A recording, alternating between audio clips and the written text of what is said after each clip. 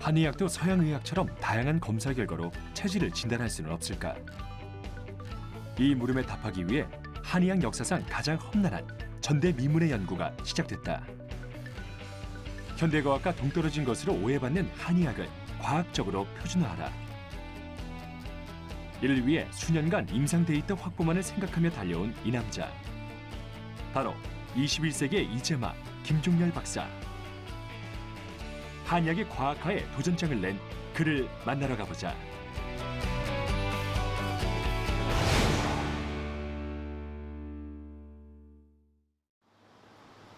대전에 위치한 한국한의학연구원. 우리나라에서 독자적으로 발달한 의학인 한의학을 연구, 분석하는 이곳이 오늘 주인공의 일터다. 출근하자마자 그가 하는 일은 바로 커피를 마시는 것. 근데 그 재료가 좀 수상하다. 원두를 담은 컵에 꿀과 다른 재료를 함께 넣어 마신다는데 무슨 이유가 있나요? 예, 아침에 정신을 일깨우는데 커피가 좋기는 한데 커피가 소음인 음식은 아니라서 제 체질에 맞는 홍삼 기백하고 꿀을 듬뿍 넣어서 이렇게 타르타르 마시고 있습니다. 오늘의 주인공, 사상체질과 사랑에 빠진 남자 김종렬 박사를 소개합니다. 저희 교수님 같은 경우는 그래도 좀 남들과는 좀 많이 다르시죠. 이게 일반적이진 않으시고요. 박사님의 하루하루는 정말 알차고 바쁘시고 열정적이시고 어디서 그런 에너지가 나오실까 그런 생각이 들어요. 네. 매일 아침 커피와 함께 인삼, 꿀, 생강 등 자신의 체질에 맞는 차를 제조해 마신다는 조금은 독특한 연구원.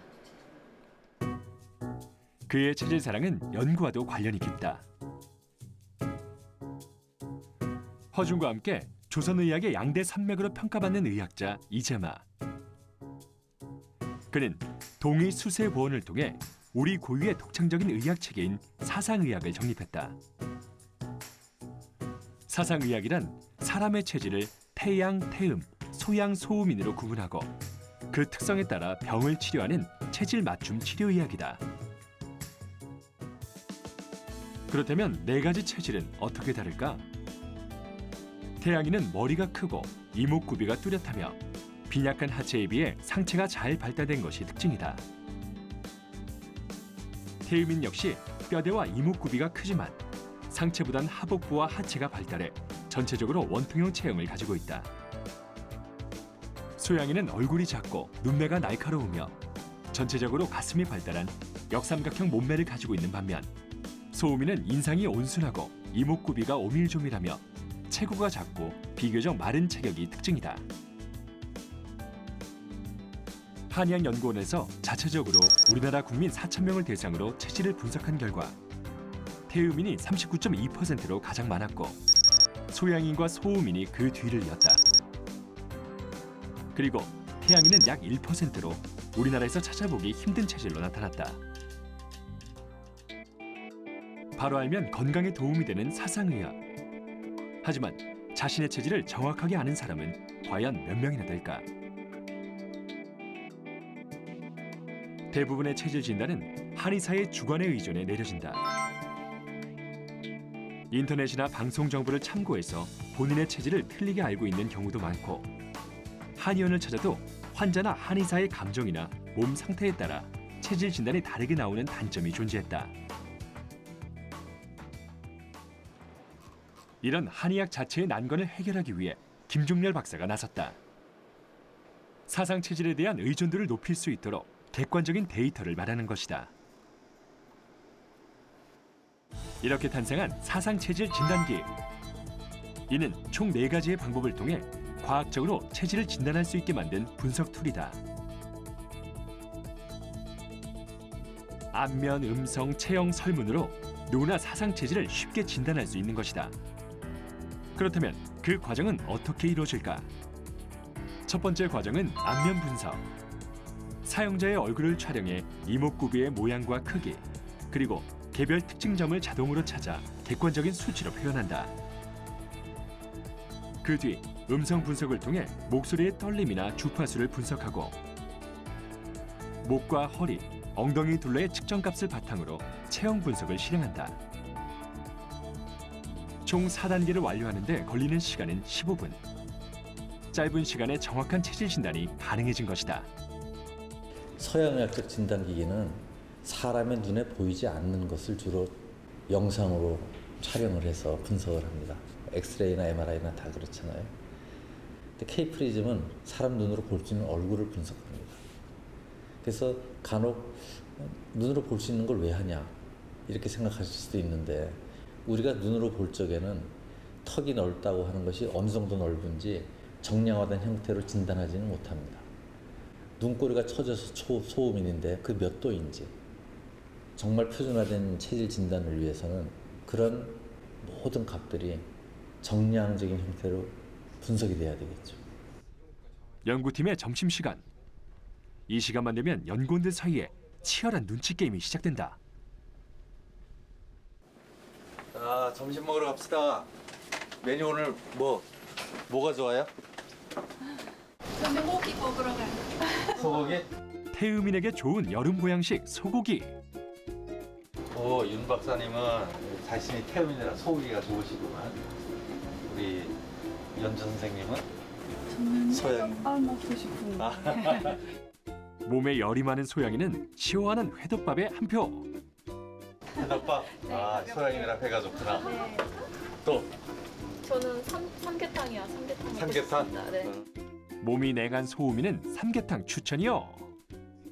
자, 이렇게 다 체질별로 식성이 다른데 어떻게? 삼계탕을 좀 지지하도록 하겠습니다. 저희 치열한 의견은 접전 여러 끝에 가지라서 선택된 어떻게 하나. 오늘의 점심 메뉴는 그러면은 우리 복날 근처고 하니까 감사합니다. 우리 소음인을 배려해 주셔서 삼계탕으로 정하겠습니다. 네. 우리 한박 삼계탕 먹으러 가시죠. 자. 그리하여 정해진 오늘의 점심 메뉴는 여름철 대표 보양식 삼계탕. 삼복더위에 만인의 사랑을 받는 보양 음식이지만 특히 소음인이 먹으면 그 효과가 배가 된다는데 그 이유는 무엇일까? 이 삼계탕은 퍼펙트하게 소음인 음식. 안 들어가고. 그렇죠. 이 닭고기도 소음인 거고, 이 인삼도 소음인 거고, 또 이 배추도 소음인 거고. 사실 이 메뉴는 더위를 많이 타는 팀의 막내 황주현 연구원을 위한 김종렬 박사의 배려기도 하다. 평소에도 연구원들을 세심히 챙긴다는데 사실일까? 체질을 일단 알고 계시고 체질별로 맞는 음식 또 별로 피해야 될 음식을 알고 계시니까요. 아무튼 저 말고도 다른 연구원분들 어디 안 좋다 하시면은 그렇게 많이 말씀을 해주세요. 건강 관리가 되는 것 같죠. 즐거운 식사 후 다시 연구가 시작됐다. 최근 연구진은 사상체질 진단기를 이용한 후속 연구에 들어갔다. 사상체질을 기반으로 한 대사질환의 치료법 개발에 뛰어든 것이다. 연구진은 급성 질병이 아닌 대사성 질병의 경우 체질의학을 통한 예방률과 치료 만족도가 높은 것에 주목했다. 이 후속 연구를 통해 향후 체질 맞춤형 진단, 예측, 치료가 가능한 통합 서비스 시스템 개발을 한 단계 앞당길 수 있을 것으로 기대된다. 사람의 얼굴색이라는 것은 내부 장구의 건강 상태에 따라서 변하게 마련입니다. 근데 그 변화가 체질별로, 예를 들어서 붉은색이 돌면 더 좋은 체질이 있고, 소음인이 그렇습니다. 붉은색이 돌면 더 나쁜 체질이 있습니다. 소양인이 그렇습니다. 그래서 그 색깔의 변화를 측정하는 게 체질의 질병 관리엔 아주 중요하죠. 대사성 질환을 얼마나 체질의학적으로 상태가 안 좋은지도 진단하고, 그리고 그래서 어떤 한약재를 써서 치료해야 되는지 그것을 한의사가 결정하기 위해서 필요한 정량적인 데이터를 제공하기 위해서 솔루션을 개발하는 연구를 하고 있습니다. 그동안의 오해를 벗고 한의학이 갖고 있는 장점을 현대 사회에 제대로 구현하기 위해 시작된 연구. 피부 특성하고는 그렇다면 연구진의 최대 성과인 사상체질 진단기는 사람의 체질을 얼마나 잘 분석할 수 있을까? 실험을 해보기로 했다. 무작위로 선별한 연구원 4명의 체질을 분석해보기로 했다. 그 전에 김중렬 박사의 진단이 이뤄졌는데 맥이 친맥이라고 할 수는 없는데 태음인이신 걸로 생각이 됩니다. 소약인으로 생각이 됩니다. 진단 결과 2명은 태음인, 다른 2명은 각각 소양인과 소음인으로 판명됐다. 보다 정확한 실험을 위해 제작진도 실험에 참여했다. 과연 제작진의 체질 진단 결과는? 맥이 좀 연하게 뛰고요.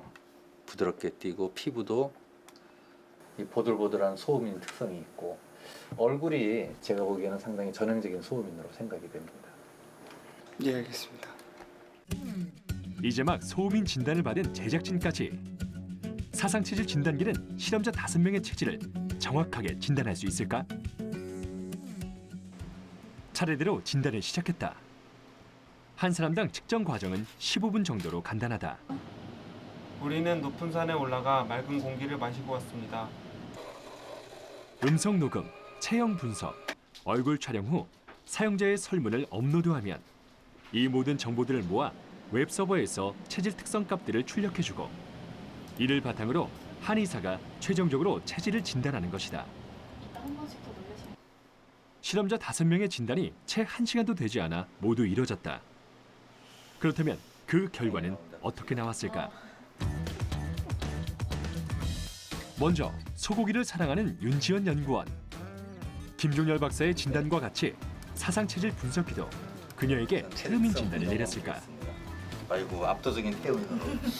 예.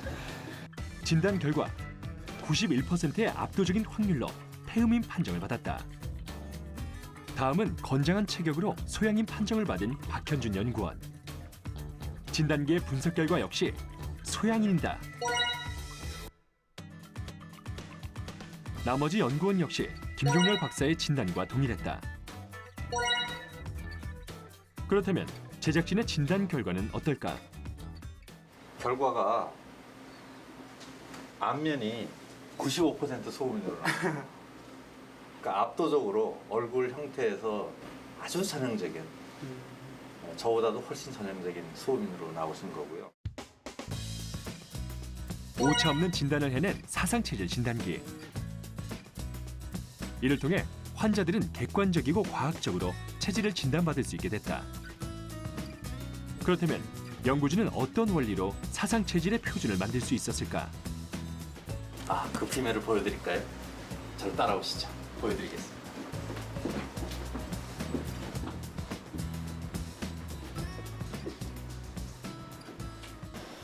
그가 향한 곳은 연구원의 보물 창고라는 비밀의 방. 이곳에 사상체질 진단기의 성공 비결이 숨겨져 있다. 체질 관련 정보들을 객관적으로 측정하고 정량화하기 위해서는 확실하게 그 체질을 뒷받침하는 체질 표본 확보가 중요했다. 김종렬 박사는 엄격한 기준을 정해 그 스탠다드 샘플을 모으는 데 주력했다. 저희들이 모은 이제 4천여 건의 체질 확진자 샘플이 있는데 그분들의 혈액을 채취해서 DNA를 다 뽑아놨습니다.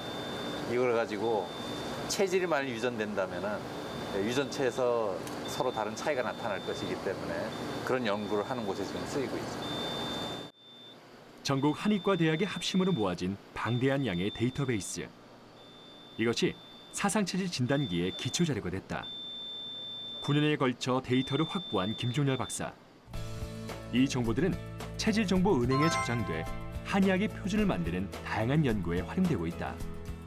한의학은 과학이라는 공식을 새롭게 정립하고 주 체질별로 유전자를 분석해 미래 맞춤 의학의 초석을 마련하기 위해서다. 그는 왜 이렇게 표준을 만드는 데 힘쓰는 걸까? 한의학은 제가 8년 동안 임상을 하면서 차트가 한 10,000개 정도 됐어요.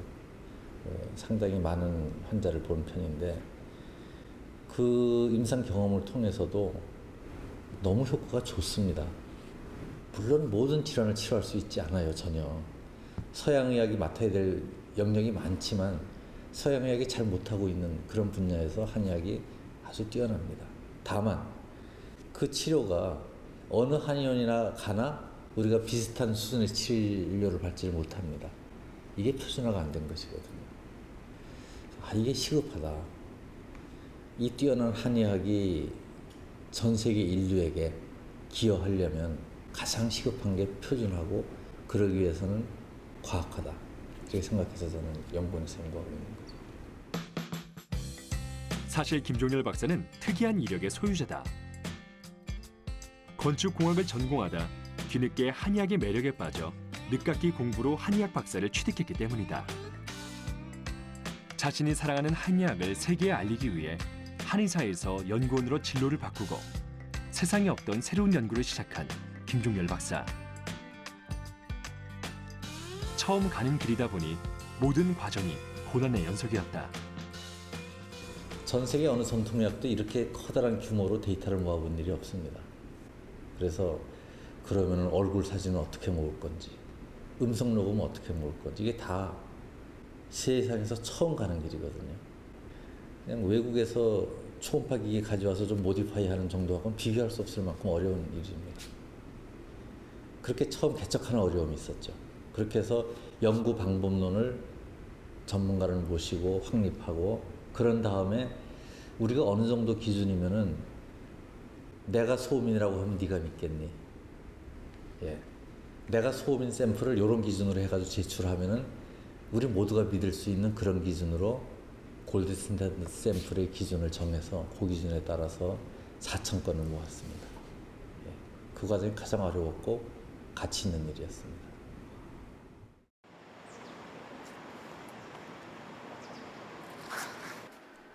어느덧 퇴근 시간. 365일 연구로 꽉 채워진 그의 일상에서 가장 설레는 시간이 찾아왔다. 연구원을 나서는 김종렬 박사의 발걸음이 유난히 가벼운데 과연 어디를 가는 걸까?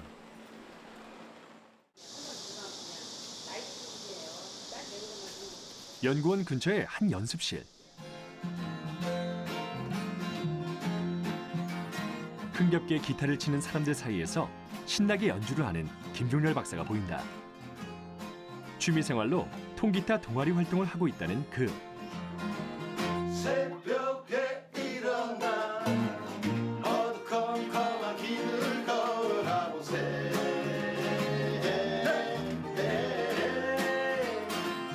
구두방 할아버. 연구원 밖에서는 또 다른 분위기. 이곳에서 김종렬 박사는 어떤 사람일까? 세상에 근 50몇 년을 살았는데 이렇게 즐거울 때가 곳이 있는지 몰랐다고.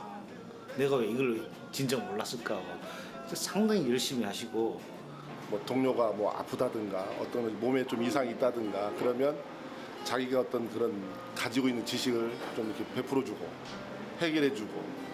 그래서 이제 회사에서 이제 그 피곤하고 이런 걸로 오면 아주 확 풀고 가는 것 같아요. 그래서 좋다고 뭐 이걸 뭐 진작 만났어야 되는 건데 뭐 술자리에서 아주 난리를 피우는데 또 회사 가면 또 근엄한가 보다 사람이. 그래서 그런 사람입니다.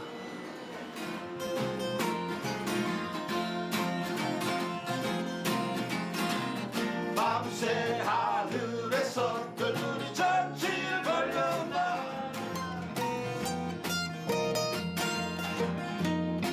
화려한 기교까지 뽐내며 이 시간을 즐기는 그. 하지만 기타 연주를 하면서도 연구에 대한 고민은 버리지 못한 모양이다. 우리나라가 이제 50대, 60대 넘어가면서 육체적 건강도 나빠지지만 정신적 건강도 굉장히 나빠지거든요. 그래서 저도 이제 저 자신도 이제 50대, 60대 넘어가면서 앞으로 어떻게 살까 생각하고 그러면은 그동안 억눌러 놨던 자기 감정을 표현하고 발산할 시간이 필요한 것 같아요. 그래서 저는 그것 중에서 이 기타하고 노래를 선택한 거고요. 앞으로 제가 만약 이제 한의원으로 돌아간다면은 이런 걸 활용해서 자기 차질에 맞는 음악을 하면서 건강해질 수 있는 그런 방법도 좀 생각하면서 활동을 하고 있습니다. 내성적인 소음인의 경우 이렇게 신나는 음악을 통해 사람들과 어울리면 억눌린 감정을 해소하고 정서상의 균형을 되찾을 수 있다고 한다. 통기타 연주를 할 때면 옛 생각에 젖어 시간 가는 줄 모른다는 김종열 박사. 그는 젊은 시절의 열정을 통기타 연주를 통해 다시 되찾고 싶은 것일지도 모른다.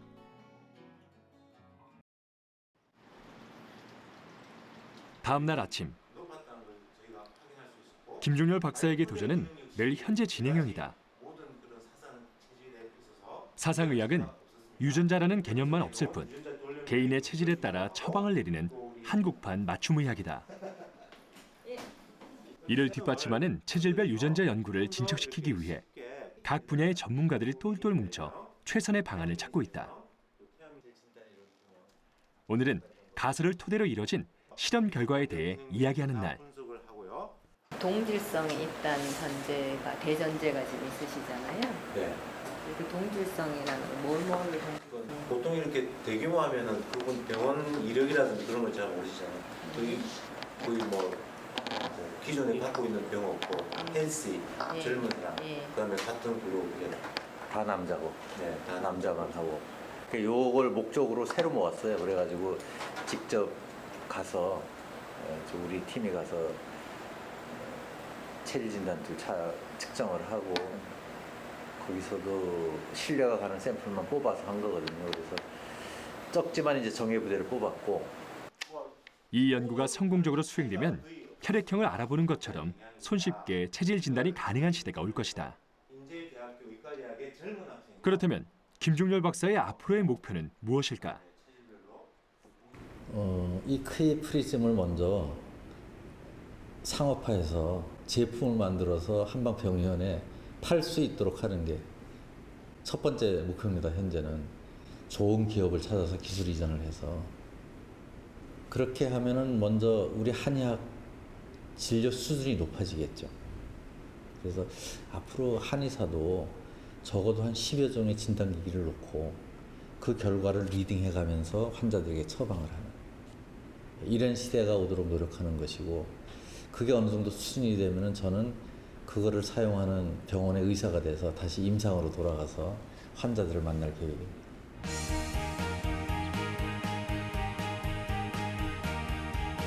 사상의학은 우리 조상의 지혜가 총망라된 개인 맞춤형 의학이다.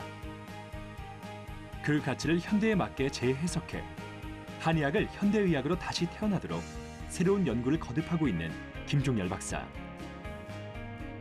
그의 열정이 결실을 맺어 세계의 우리 의학이 꽃을 피우길 바라본다.